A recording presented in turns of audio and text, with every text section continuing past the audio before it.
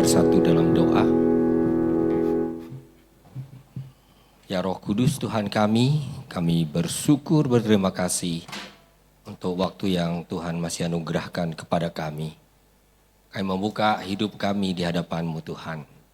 Dan mohon supaya firman-Mu yang telah Engkau sampaikan dari generasi ke generasi kembali menyapa kami, komunitas Universitas Kristen Indonesia, yang sama-sama datang bersujud di hadapan-Mu, menyembah Engkau dalam roh dan kebenaran. Berbicaralah Engkau ya Tuhan. Kami rindu untuk mendengarkan sapaan-Mu dalam Kristus Yesus. Amin. Silakan duduk kembali. Ibu Bapak, Saudara dalam nama Tuhan Yesus Kristus. Selamat siang, shalom buat kita semuanya. Ya. Hari ini kita akan sama-sama merenungkan firman Tuhan. Kita membaca terlebih dahulu Filipi pasal yang kedua. Saya ajak kita untuk membaca beberapa ayat.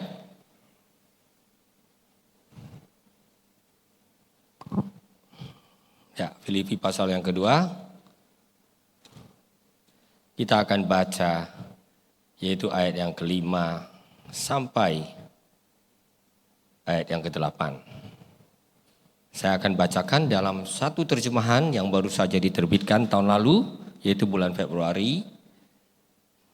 Kalau ada perbedaan sedikit harap maklum ya. Ini terjemahan Alkitab edisi kedua ya. Hendaklah kamu dalam hidupmu bersama menaruh pikiran dan perasaan yang terdapat juga dalam Kristus Yesus, yang walaupun dalam rupa Allah, tidak menganggap kesetaraan dengan Allah itu sebagai milik yang harus dipertahankan, melainkan telah mengosongkan dirinya sendiri dan mengambil rupa seorang hamba dan menjadi sama dengan manusia. Dalam keadaan sebagai manusia, ia telah merendahkan dirinya dan taat sampai mati, bahkan sampai mati di kayu salib. Demikian firman Tuhan, berbahagia kita semua yang membuka hati dan hidup kita kepada Tuhan. Ibu Bapak, Saudara di dalam nama Tuhan Yesus Kristus. Ya, tema kita itu soal peduli, tapi peduli yang didefinisikan ulang ya. Ya, merupakan semacam akronim singkatan ya. Memang benar sekali kalau kita memang mau membaca firman Tuhan, kita sadar kita berada dalam sebuah konteks. Izinkan saya minta supaya tawengkan lingkaran hermeneutis ya. Nah, saya sadar saya bicara kepada konteks kampus. Beda kalau saya bicara dengan konteks gereja. Beda lagi kalau saya bicara dengan konteks gereja di pelosok. Seperti Mentawai atau Papua. Kami sering kemana-mana ya. Termasuk daerah-daerah yang tidak pernah dijalani oleh kebanyakan dari kita. Nah, jadi firman Tuhan itu tetap sama, nggak berubah, tetapi manusianya itu berada dalam situasi yang berubah. Nah, di situ kita memerlukan suatu pemahaman. Dan kami, para pendeta ini mau menyebutnya teologi. Teologi itu kita bicara tentang Tuhan, tapi Tuhan yang tidak mengambang. Tuhan yang ada di dalam hidup umatnya. Ya, jadi kalau bicara dengan Tuhan itu adalah Tuhan yang selalu masuk dalam konteks kita. Lalu sesudah kita bicara tentang Tuhan, kita bicara tentang apa yang perlu menjadi buah dari perjumpaan itu. Orang yang rajin baca Alkitab itu belum tentu orang yang bertemu Tuhan ya. Karena dia bisa juga hanya bertemu dengan dirinya sendiri di situ. Jadi ya orang bertemu dengan Tuhan bukan karena baca Alkitab, tapi karena di dalam Alkitab itu dia melihat ulang ada Tuhan yang hidup. Dan itu mempengaruhi hidupnya. Sehingga ada praksis, sesuatu yang dilakukan dari pergumulan itu. Ya, ini disebut dengan lingkaran hermeneutis. Wah, memang para pendeta itu hal-hal sederhana sengaja dibuat lebih rumit sedikit. Supaya keren. Nah, dalam konteks itulah kita menyadari kita semua mewakili generasi yang berbeda. Next. Ya, kita pernah menjadi kecil, bertati-tati, kita tumbuh dewasa, orangnya masuk kampus, anak saya juga barusan saja masuk kampus ya. Masuk dalam satu suasana yang berbeda. Nah, keluar kampus lain lagi ceritanya. Tapi satu hal yang kita sama-sama sadari adalah tidak ada orang yang kebal terhadap umur. Saya masih ingat waktu saya baru bergabung dengan Lembaga Alkitab Indonesia, saya lulus S1 dari STT HKBP. Itu kampus yang lumayan ngeri tuh, mengerikan. Karena apa? Karena kiri kanan saya itu punya marga. Tapi juga jangan pikir kalau sudah sama marganya sama, enggak. Ada dari Silindung, ada dari Samosir, ada dari Toba, aduh macam-macam. Ternyata yang nampaknya mirip pun tidak sama.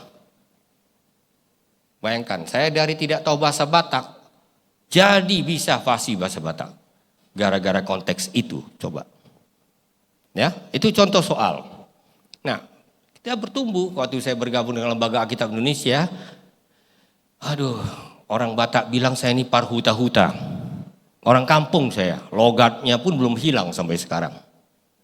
Ya, cara bicaranya kalau lagi rapat, terus terang, Philip terang terus. Wah, gak ada yang disembunyi-sembunyikan. Gak puas kalau gak keluar.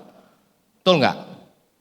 Nah, cuma ada satu seni, saya ditugaskan untuk menjadi konsultan penerjemahan di 2 tim. Satu tim Batak, untuk membarui Bibel Toba, terjemahan para misionaris. Satu lagi di tim Jawa, untuk membarui kitab suci Jawa. Itu kutub utara dengan kutub selatan, saudara-saudara sekalian. Di Batak, oh tidak bisa, ini salah. Kok nggak ngerti ya? Oh gitu. Di Jawa, boleh nggak Pak Anwar dilihat ulang? Itu sepertinya ada yang perlu dilihat ulang. Halus ya? Halus banget. Padahal pesannya sama gitu. Nah, belajarlah saya ulang. Inilah proses hidup. Dan kita lihat kurvanya menarik ya. Suatu hari kita akan bongkok kalau diizinkan Tuhan sampai ke titik itu. Karena itu memang jadi manusia nggak usahlah terlalu gimana-gimana. Gak ada gunanya, gak ada gunanya. Saya semakin tua semakin sadar itu. Mari kita berhikmat. Situlah tujuannya baca Alkitab. Supaya Tuhan bukakan kebenaran. Sehingga apapun yang kita perjuangkan betul, total. Tapi kita jangan absolutkan. Wah, ini sudah mulai agak ada filosofinya ya. Nah, kenapa demikian? Karena manusia menurut Alkitab itu suka membangun proyek-proyek. Dan proyek pertama yang didirikan manusia itu proyek arogansi. Next, Menara Babel. Ya, jadi manusia dari awalnya memang gak usah pura-pura ya. Manusia itu dari awalnya memang sombong. Termasuk saya. Manusia itu dari awalnya DNA-nya itu sombong.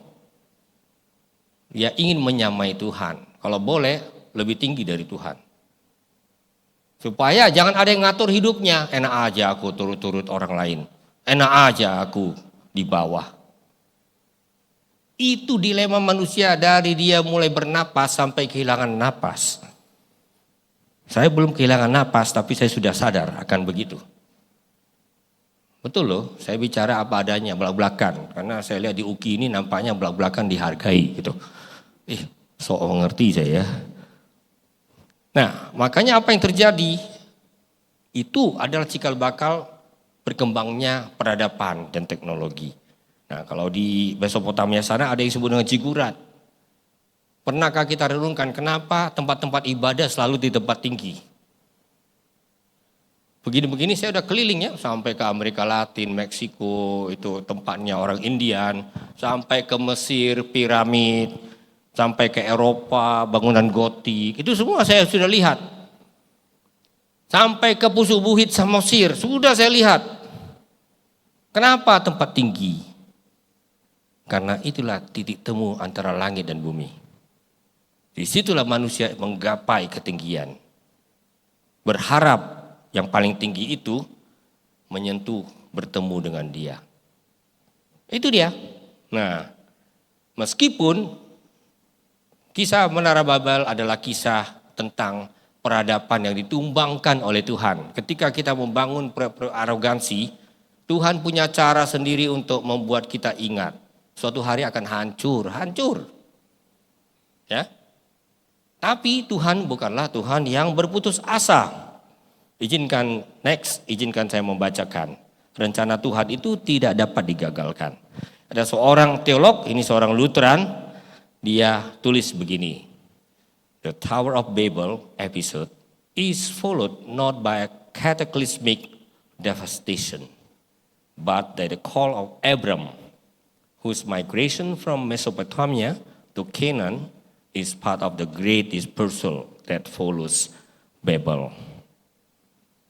Kita manusia, dalam sejarah peradaban kita sebenarnya selalu berjuang antara chaos dan penataan ulang.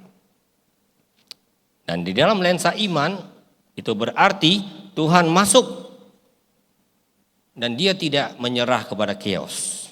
Kenapa? Karena dunia ini pun dia bentuk ulang dari chaos. Ya. Jadi kalau bertemu dengan kacau-kacau, orang beriman sebenarnya selalu mengatakan, ya memang itu seperti Alkitab. Dari chaos ditata ulang. Nanti baru rapi, betul-betul 100% rapi kalau kita sudah bertemu dengan dia di sana. Kalau masih di dunia ini, jangan mimpi. Mau peraturannya 1 juta peraturan pun pasti akan chaos. Karena manusia memang tidak tahan hidup rapi. Mari kita mengaku bersama-sama, gak ada yang ngaku. Jadi Tuhan adalah Tuhan yang tidak berputus asa. Orang yang beriman dimampukan untuk melihat di dalam semua kerumitan itu ada jejak-jejak Tuhan hadir dalam hidup kita. Karena itu ya mari kita jalani. Gak apa-apa suami istri berkelahi, dosen, mahasiswa berkelahi. Bahkan kadang-kadang terjadi perebutan tanda kutip kekuasaan di institusi Kristiani. Itu biasa-biasa aja. Tapi yang penting kita melihat ada tujuan lebih. Karena ada Tuhan dalam hidup ini. Ya. Saya ini tadinya bukan orang Kristen. Begitu masuk jadi orang Kristen, gereja pertama yang saya masuki tahu. Horas. Jadi saya culture shock saya langsung. Jadi culture shock saya pertama bukan waktu saya studi di Amerika. Aduh kecil lah itu. Gitu. Justru ketika saya pertama kali masuk gereja, saya ini pendeta GKPI ya. Gereja Kristen Protestan Indonesia. Dia versi Indonesia dari HKBP. Itu aja yang saya bilang. Ya. Indonesia tapi dia HKBP sebenarnya, mirip-mirip. Jadi karena itu saya biasa di kampus yang saya bilang di Siantar itu, biasa. Gak ada orang rapat itu rapi-rapi, gak ada. Oh ya setuju kita semua, setuju tok, gak ada itu. Belum pernah terjadi semasa saya jadi mahasiswa di sana. Ya, sampai urusan piring ini jenis yang mana ini piring ini mau kita pakai. Lumayan diskusinya. Gak usah lah dulu yang paling serius. Ya. Kalau ada pendeta-pendeta HKBP tanya, itu teman-teman saya termasuk Evorus sekarang ini. Ya, jadi ya saya terbiasa, tapi kita jangan kehilangan sebuah visi. Dalam kekacauan pun ada Tuhan di situ. Dan itu memberi harapan kepada hidup kita.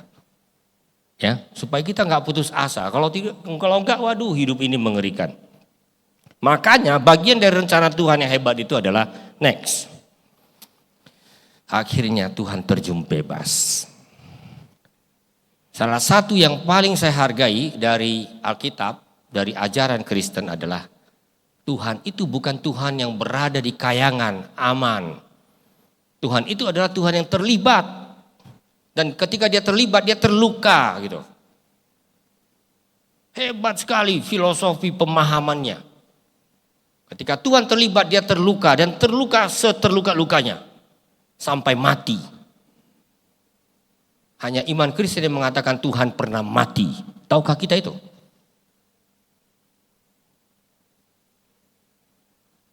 Saya nunggu Imlek. Dulu saya nunggu Imlek. Kenapa? Angpau. Tapi saya berubah. Dan ketika saya menemukan itu bukan superficial ya, sekedar pindah keyakinan. Enggak. Ini tentang bagaimana kita memahami ulang Tuhan ketika dia tunjukkan siapa dia. Bukan saya yang definisikan dia. Dia yang katakan, ketika aku ingin rapikan dunia ini tidak ada pilihan, ini emergency. Ketika Tuhan mengatakan ini emergency, dia turun tangan. Bukan sekedar belusukan dia. Turun tangan, terluka sampai hancur. Tapi dia adalah tetap Tuhan. Makanya dia sanggup menata ulang kepingan-kepingan ini menjadi sebuah pandangan ke depan yang utuh. Itu hebatnya. Dan apa seni yang dia pakai untuk melakukan itu semuanya? Next. Di dalam bahasa Yunani itu disebut kenosis. Pengosongan. Mari kita baca bersama-sama ayatnya, Filipi 2:8.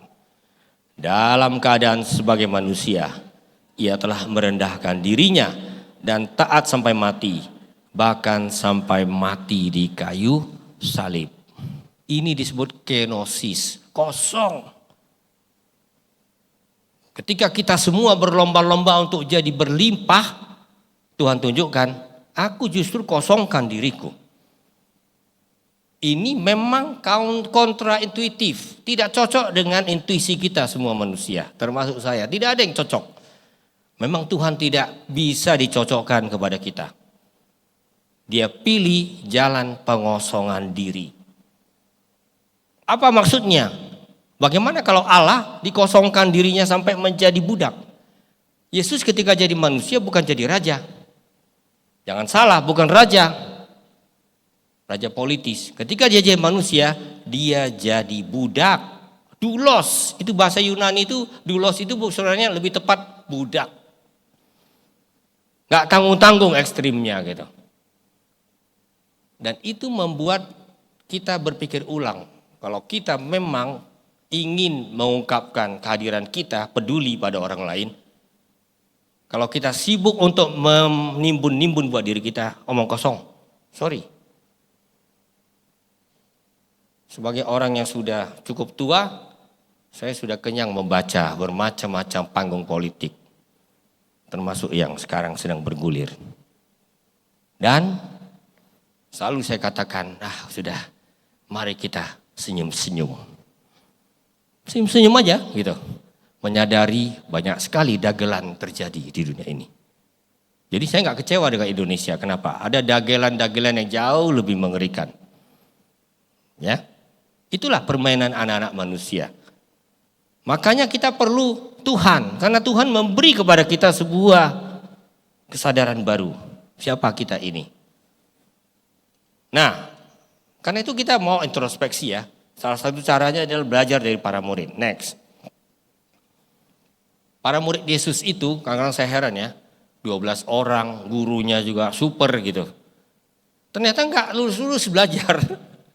Jadi kalau di UKI misalnya ada mahasiswa yang agak-agak gimana ya, malu-malu aja saya. Orang Yesus saja muridnya cuma 12, tiap hari ketemu dia masih gagal. Apalagi UKI, sorry to say. Jadi dosen-dosen, ibu bapak dosen, pimpinan universitas, jangan kecewa. Biasa itu, biasa. Ya, kenapa? Karena memang di mana-mana manusia kalau ada maunya, etika ditabrak. Ya.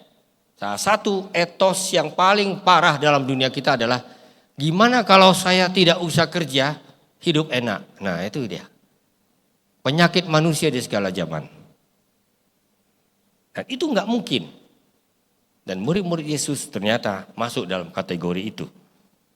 Tidak ada murid Yesus yang lulus cum laude. Tidak ada. Gak ada satupun. Ya. Nah, kenapa? Karena fokus pada ego. Yang penting aku. Aku hebat, aku ini, aku ini. Jadi proyek keakuan manusia inilah sebenarnya sejarah tragedi peradaban manusia. Sampai detik ini. Hanya karena sepotong tanah, dia bunuh orang lain. Hanya karena dia tersinggung, dia pakai celurit, putus tangan orang lain. Ini tiap hari saya dengar, termasuk di Jakarta Timur ini. Gak usah jauh-jauh, gak usah kita ngomong-ngomong tentang Israel, Palestina yang rumitnya setengah mati. Itu nanti bisa ada topik lainnya. Undang saya untuk bicara itu. Ya, karena saya pernah studi di Yerusalem. Ya, jadi memang manusia di mana-mana seperti kata Locke Eaton itu mendahulukan status dan otoritas. Intuisi manusia itu enggak intuisi salib, enggak ada. Orang beriman justru merangkul salib, kenapa? Karena itu menolong dia untuk mengerti dilema dalam dirinya. Di mana-mana jangan mimpi ada manusia yang rendah hati, enggak ada. Kadang-kadang orang merendah untuk meninggikan diri. Betul enggak? Saya juga termasuk, gak usah, saya gak mau pura-pura deh. Sama aja, jangan pikir pendeta hebat. Enggak ada, sama aja. Semakin lama saya travel sana sini, baik di negara lain maupun pelosok-pelosok tanah air, menurut saya manusia sama saja. Ada dilema dalam dirinya, yang membutuhkan kekuatan dari luar dirinya. Untuk membuat dia bukan selesai, gak mungkin selesai, lebih seimbang menjalani hidup ini. Makanya kalau kita mau belajar, pertama kita belajar dari kegagalan para murid, kedua kita belajar dari Yesus, teks. Jadi jangan pikir kisah tentang pencobaan Yesus itu kisah biasa. Oh, itu kisah yang hebat sekali. Di seluruh dunia di mana-mana kita berhadapan dengan godaan trinitas duniawi. Pertama urusan perut. Roti dari batu coba. Ya. Makanya jangan heran kalau orang kampanye di mana-mana, itu urusan roti-roti itu banyak. Dalam bentuk yang eksplisit maupun implisit. Itu ya. Kemudian apa? Urusan status.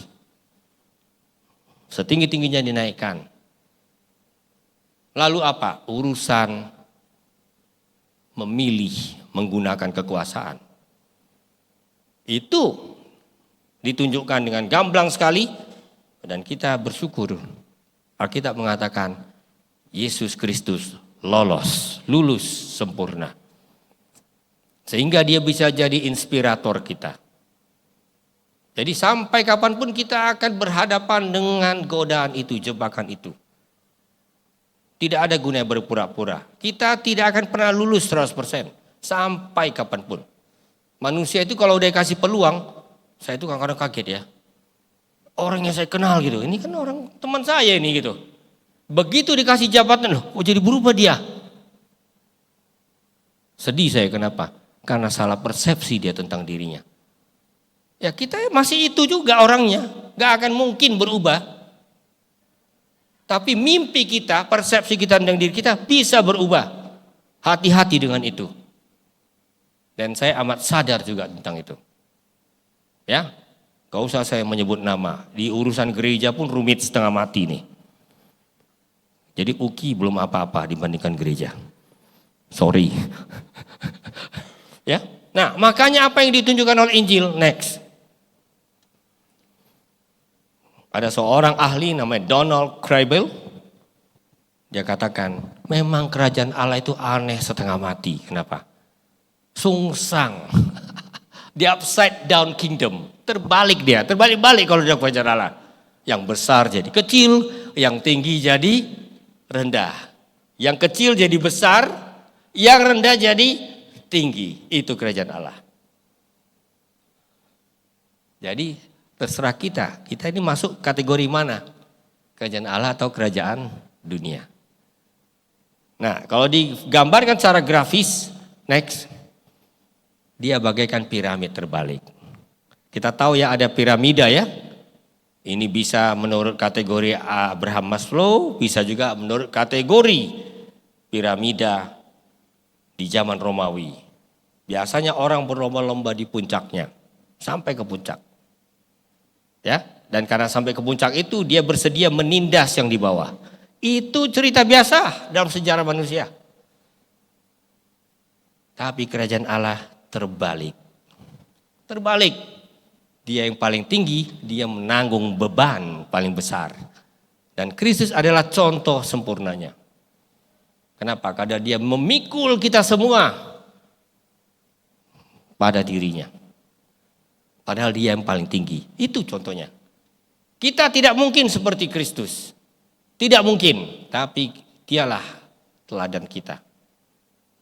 Jadi saya tidak pernah mau mengkultuskan siapapun di dunia ini. Mau hamba Tuhan, pendeta, mau presiden. Gak ada satupun yang masuk kategori bagi saya. Tidak ada satupun. Karena semuanya gagal.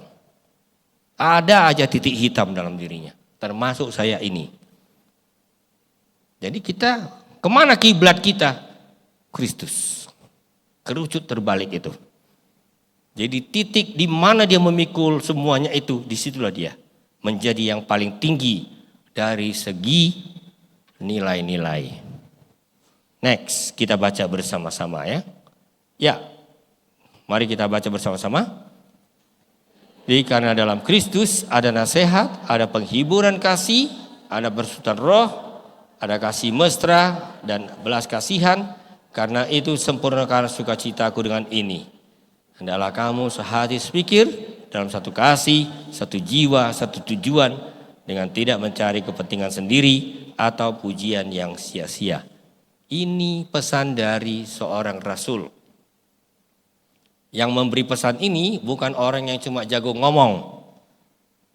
Ini orang yang sudah menderita habis-habisan demi Kristus. Salah satu rasul yang paling teruji, bagi saya dia salah satu tokoh saya selain Kristus, Paulus. Waktu saya studi di Roma, saya saksikan tempat di mana dia dipancung. Ya, terharu saya. Ini bukan orang yang ngomong. Kalau cari pendeta jago ngomong banyak, apalagi Jakarta ini banyak bukan main. Tapi yang mempraktekkan apa yang diomongkan, kita memang perlu model. Kita bersyukur ada jejak-jejak itu di dalam kitab suci. Jadi dia udah lihat itu. Sampai kapanpun kita nggak mungkin sehati sepikir. Makanya kita diingatkan sehati sepikir.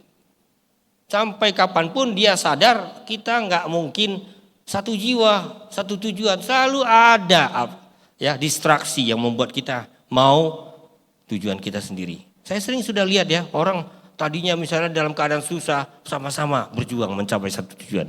Begitu masing-masing sudah mulai gemuk, wah berantem itu. Tiba-tiba tujuannya jadi beda-beda. Itu kita manusia. Broken humanity. Ya. Nah, oke. Sekarang saya ingin masuk ke dunia kampus sedikit. Next. Ini contoh saya ini adalah kampus di mana saya pernah studi 5 tahun. Ya, bukan hanya menaranya saja yang tinggi, memang hatinya juga tinggi. Orang-orang masuk situ merasa kami super. Ya. Memang wajar karena banyak pemenang Nobel di situ. Sebenarnya pemenang Nobelnya sedikit dibandingkan jumlah orang-orang di kampus itu. Tapi kan biasa manusia gitu kan. Dari kampus kami, jago di situ. Padahal segelintir gak sampai 1%. Kan itu, saya 5 tahun di situ. Kita jangan lupa sejarah kampus ini. Semua kampus top di dunia itu tadinya adalah kampus Kristen. Gak ada kampus top dunia ini yang gak Kristen. Oxford, Kristen. Cambridge, Kristen. Harvard itu tempat dari orang-orang yang lari dari Inggris. Orang-orang Puritan. Ya, waktu saya studi Cambridge, saya ke Emmanuel College. Karena dia pernah jadi mahasiswa di Emmanuel College. John Harvard. Kristen. Begitu dia makin gagah, sains hebat, otak hebat. Pelan-pelan dia bilang, enggak. Ini aku yang menentukan. Otakku yang jago. Sekarang, ya karena saya pernah ngalami langsung ya, kalau duduk makan ada tradisi perjamuan malam di situ ya. Satu meja itu, sangat sering saya sendiri Kristen. Yang lainnya apa? Ateis lah, agnostis lah. Itu teman-teman saya. Kenapa bisa terbalik? Itulah yang selalu menjadi chaos dalam peradaban manusia. Coba, dia mulai dari yang Kristen loh. Isaac Newton itu pembaca Alkitab hebat. Isaac Newton tuh rajin baca Alkitab. Ya, walaupun agak aneh. Dia ingin tahu, oh jangan-jangan ada rahasia Alkitab ini ya, tentang kiamat. Nah gitu. Kan aneh ya, padahal ilmuwan hebat ya. Tapi rupanya masih percaya sama yang misteri-misteri. Itu. Tapi lihat apa yang terjadi. Ternyata dunia berubah. Tinggal kulit-kulitnya, sorry to say. Di Universitas Cambridge kalau orang mau diwisuda, itu wisuda dalam nama Allah Bapa, Anak dan Roh Kudus. Pakai bahasa Latin. Bagus juga pakai bahasa Latin, orang nggak tahu. Tapi itu rumusan Trinitas loh waktu memberikan gelar itu. Aku berikan gelar ini kepadamu dalam nama Bapa, Putra, dan Roh Kudus. Dan ibu bapak tahu kalau dia berdiri tandanya dia bukan Kristen. Kalau dia sujud ya mudah-mudahan Kristen.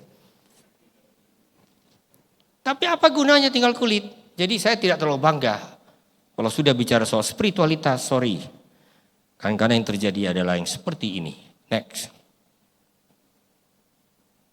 Ini yang sedang kita renungkan bersama. Jangan sampai kampus-kampus yang tadinya nilai-nilainya itu sudah jelas.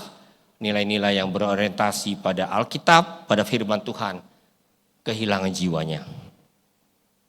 Ini hebat ini, imajinasi seorang artis. Bagaimana dunia dibangun di atas keroposnya kemanusiaan. Bisa terjadi, sangat bisa dan itu sudah saya lihat langsung. Ya, waktu studi di Inggris ya, saya keliling Eropa. Itu kan ya kita jangan sampai hanya studi jadi kutu buku kan gitu.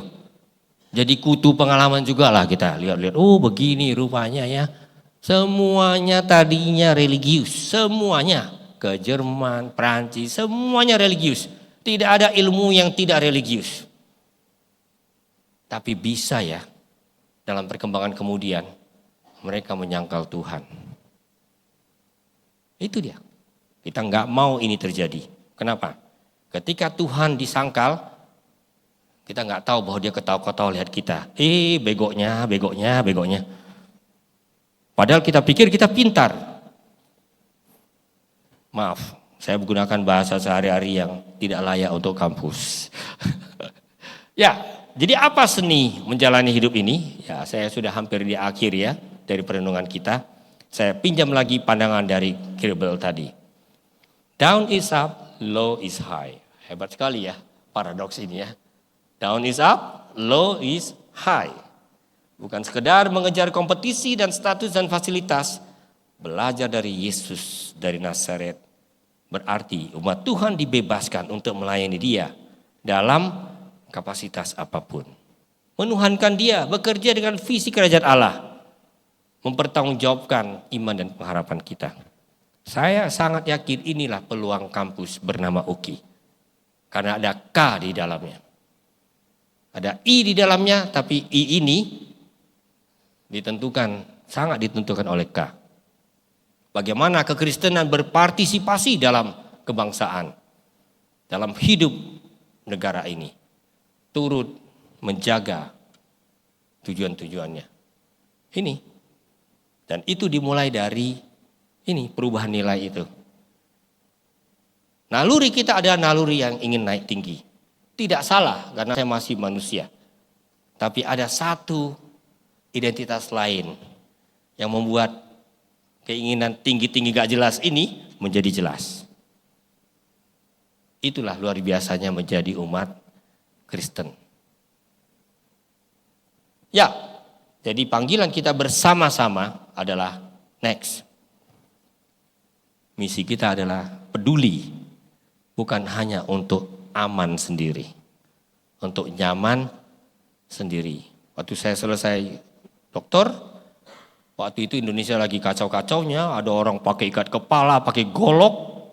Teman saya bilang, kamu mau pulang, ngeri kali negerimu. Saya bilang, memang negeriku ngeri, tapi masih banyak juga yang berseri-seri, saya bilang. Jangan kau pikir negeriku jadi begitu rusaknya hanya karena ulah 1-2 orang. Di negeriku itu ada lebih dari 200 orang hidup sehari-hari, mengais rezeki, berjuang, menikmati, dan hebatnya tahu, di negeriku tahu, di setiap berapa meter ada makanan tersedia murah meriah. Coba pergi, silakan Australia kemana-mana, cari pecel lele setengah mati, harus ke pusat ini, pusat itu. Karena apa? Strict, standarnya ada, kebersihannya gimana. Indonesia Raya ini hebat sekali. Saya sampai sekarang nggak pernah berhenti bangga, hebat sekali. Kalau mau sombong sedikit, pilihlah restoran hebat, padahal makannya tidak lebih hebat. Ya kan? Saya termasuk penikmat makanan pinggir-pinggir jalan Uki nih. Wah, kan banyak lapo-lapo muncul malam hari kan. Mungkin nggak tahu saya sekarang ya, udah agak lama juga tidak. Gak ada lagi. Ya itulah akibat dari ketertiban itu. Ya saya tidak bilang apa-apa. Jujur, salah satu yang saya banggakan adalah negeri ini kemampuan survive-nya hebat sekali. Ya, improvisasinya memang kelampau tinggi. Kalau saya disuruh tinggal di Jerman tidak akan mau. Jangan pikir saya suka. Tidak akan mau saya, dibayar pun tidak mau. Karena saya pernah tinggal di sana, jalan dengan teman-teman saya bilang, orang Jerman ini, kau gak usah buru-buru, nanti kita tiba di sana 5 menit lagi lewat 30 detik dan benar. Membosankan sekali hidup ini. Sorry. Jadi bagaimana K dan I ini bertemu versi Indonesia, gak ada yang bisa ceritakan itu pada kita. Jangan percaya kepada pengkhotbah Amerika yang hebat-hebat atau dari mana. Kita yang tahu konteks kita. Serius saya mengatakan ini. Jarang-jarang saya khotbah seperti ini. Senang juga saya. Karena saya biasanya khotbah di gereja, di kampus supaya lebih enak. Bisa ngomong pada level yang macam-macam. Oke, izinkan saya mengakhiri dengan refleksi. Ini saya ambil dari konteks Lembaga Alkitab Indonesia ya. Nah, jadi kita ini walaupun sudah sekolah tinggi-tinggi, sudah ini dan itu gelarnya, tapi akhirnya apa misi kita? Saya sangat bersyukur, kenapa? Sesudah pulang, justru ditugaskan ke tempat-tempat seperti ini. Ini di Walak ini, di antara suku Walak, di Ilugua. Ya, ini terjadi di masa pandemi. Pada waktu pandemi semua dibekukan, kami nggak bisa kemana-mana. Tapi begitu ada peluang, ditelepon, Bapak, kami siap, kita akan bikin penyambutan untuk menerima perjanjian baru dalam bahasa Walak. Hari itu saya pesan tiket. Hari itu hidung saya ditusuk-tusuk. Masih ingat kan hidung kita ditusuk-tusuk terus? Nah hari itu hidung saya ditusuk beberapa kali. Oh lolos, langsung pesan tiket. Tiba di sana, naik pesawat kecil dari Sentani.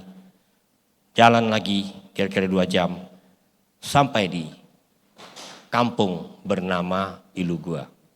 Dan orang-orang sudah nangis. Kenapa mereka nangis? Karena mereka terharu. Ternyata Tuhan peduli pada kami. Jangan pikir urusan peduli itu urusan uang saja. Tunggu. Hati-hati. Cuci otak kita sekali lagi. Bukan kapitalisme yang mendefinisikan siapa saya. Saya butuh kapitalisme untuk hal-hal tertentu. Tapi bukan itu yang menentukan nilai hidup saya. Apa? Buktinya saya lihat ini.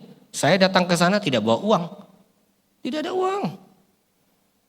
Tapi bawa firman Tuhan dalam bahasa mereka. Yang dikerjakan bertahun-tahun bersama Lembaga Alkitab Indonesia. Tahu, ini manusia-manusia ganas sebelumnya. Kalau sudah perang, bunuh-bunuhan. Mereka ngaku, jumlah kami sekarang tidak sampai separuh yang mati karena perang. Akibat kekonyolan kami. Kenapa? Ego. Kau menyinggung aku, tanahmu kau ambil. Satu mati, yang lainnya ikut. Sampai-sampai mayat pun gak bisa dievakuasi. Mereka cerita pada saya. Siapa yang berani evakuasi mayat, jadi mayat. Apa yang sanggup mengubah itu? Andai kata ada polisi pun, tentara pun nggak berani. Kita tahu Papua seperti apa kan? Daerah-daerah eksplosif itu secara politis. Ternyata ini yang membuat hati saya luluh. Mereka bilang suatu hari di tahun 2000 berarti belum jauh dari zaman kita ini. Kami belajar Alkitab dalam sebuah lokakarya. Kami disadarkan ternyata inilah tujuan hidup kami. Kepala-kepala perang datang dan pegang Alkitab. Ya, mereka berjanji di atas firman Tuhan ini kami ingin berdamai. Wih, itu dahsyat. Dahsyat sekali. Itu membuat saya sekali lagi beriman. Kadang-kadang pendeta juga imannya bisa gini-gini loh. Ya kalau ada pendeta super terserah, saya nggak super seperti itu. Tapi hari itu saya, luar biasa. Ini bukan cerita tentang no mention ya, 200 tahun lalu atau apa. Ini cerita baru 20 tahunan lalu. Jadi kita dipanggil untuk berbagi. Next. Ya. Lalu lanjutannya, itu yang terakhir ya. Mari kita berbeda, kepentingan kita berbeda. Personalitas kita berbeda, ambisi kita juga berbeda satu sama lain. Tapi mari kita juga masih ingat, ada Injil, kabar baik itu. Itulah harapan bagi dunia, itu juga kekuatan bagi kita. Jadi sekali lagi di akhir perenungan ini saya mengajak seluruh komunitas Kristiani yang ada bersama-sama di siang hari ini untuk percaya ada kekuatan di balik firman Tuhan. Dan kiranya ini mendorong kita untuk melangkah terus. Terseok-seok pasti akan terjadi. Gamang pasti akan terjadi. Aneh-aneh pun godaannya pasti akan ada. Tapi kalau kita berjalan terus melangkah bersama dengan Dia, kita bisa dibawa lagi ke tengah. Kita bisa dibawa lagi ke tengah oleh Tuhan yang menunggu kita sampai kapanpun. Terpujilah namanya sekarang sampai selama-lamanya. Amin. Kita berdoa.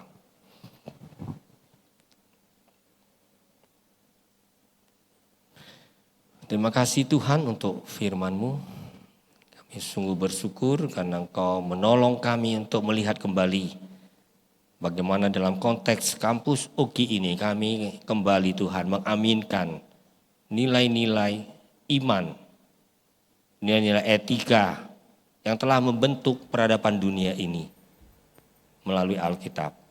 Kami berdoa kiranya Tuhan tolong kami terus, apapun yang menjadi pergumulan, tantangan, termasuk kekurangan kami. Kami mohon Tuhan tetap pakai kami menjadi sebuah pesan bagi dunia sekitar kami, sebuah pesan bagi Indonesia. Terima kasih ya Tuhan. Kami saat ini juga bersyukur untuk seluruh program kegiatan akademis yang telah berlalu, juga untuk pelaksanaan wisuda yang juga baru saja berlalu. Kami berdoa supaya kami bersama-sama di kampus ini Tuhan, benar-benar berjuang untuk turut mengukir kebaikan demi kebaikan bagi negeri kami ini. Kayak kami diingatkan untuk terus menjadi saksi Kristus. Apapun situasi yang kami jalani, apapun posisi yang Tuhan percayakan kepada kami. Kami berdoa untuk kehidupan mahasiswa di sini, terutama untuk pergaulan dan juga studi. Kami berdoa kiranya konteks UKI ini turut membentuk hidup mereka, turut menolong kami bersama-sama bertumbuh sebagai orang percaya kepadamu. Terima kasih ya Tuhan, kami terus berdoa untuk seluruh sivitas akademika UKI, untuk pengurus, pembina, pengawas, YUKI, rektorat, pimpinan, setiap fakultas, untuk semua dosen. Kiranya Tuhan pakai mereka menjadi tanda kesetiaan-Mu Tuhan. Menjadi orang-orang yang menurunkan nilai-nilai bukan hanya ilmu bagi mahasiswa dan mahasiswa yang belajar di sini. Bapa, saat ini kami berdoa juga untuk tahun politik ini. Ada berbagai dinamika. Kami berdoa mohon hikmat-Mu Tuhan, supaya kami tetap percaya republik ini adalah anugerah-Mu. Izinkan kami untuk memilih sesuai dengan nurani kami, sesuai dengan arahan yang kami terima dari Tuhan. Terima kasih Tuhan, tidak semua dapat kami angkat di sini. Kami mohon Engkau menjawab doa kami. Dalam Kristus Yesus. Amin.